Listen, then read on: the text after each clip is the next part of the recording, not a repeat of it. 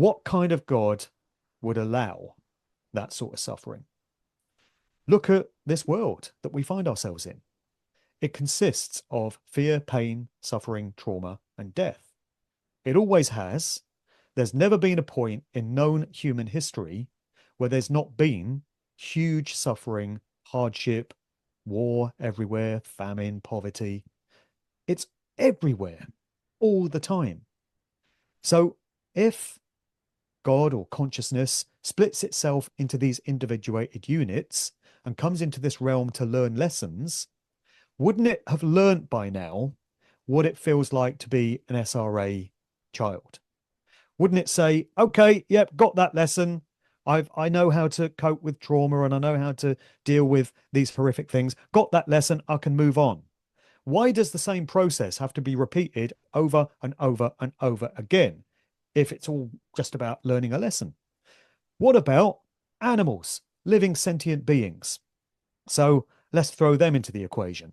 Let's take chickens that go to a slaughterhouse and undergo all the horrors that go on there. At what point does consciousness say, okay, I know what it feels like now to be a chicken that goes to its death in an abattoir. We can move on now and learn a new lesson. Why does the lesson have to be repeated billions and billions and billions and untold billions of times over? That to me does not suggest that we have a loving, benevolent, caring God. It suggests the opposite, that whatever entity, whatever force created this realm, created it specifically and deliberately to cultivate the fear, pain, suffering, trauma, and death that we see everywhere. Also, we're prone to disease, we're prone to aging. How cruel is that? I mean, people often say, oh, you focus on the negative, Mark, you focus on all the suffering and stuff. There's great joy and happiness in the world. Yes, it's there. I would say not in the same degree that the suffering and the hardship is. The suffering and the hardship always outweighs whatever joy and happiness there is. But let's take the case of a couple who are happily married. Let's imagine they've been together, they were childhood sweethearts, and they got married and they've been blissfully happy together.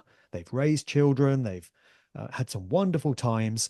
There's going to come a point in that couple where one of them dies before the other, unless they're in a car crash or something like that. But what's probably going to happen is one of their bodies is going to decay before the other, and then the one that's left behind is going to have to cope with the grief, the tremendous sense of loss that their loved one is now gone. That to me is just cruel. That's just sheer cruelty. So after a lifetime of bliss, at the end of it, they've got that grief and that sadness to deal with. So it's all part of the same process, and the fallibilities of the human body are by design because it didn't have to be this way.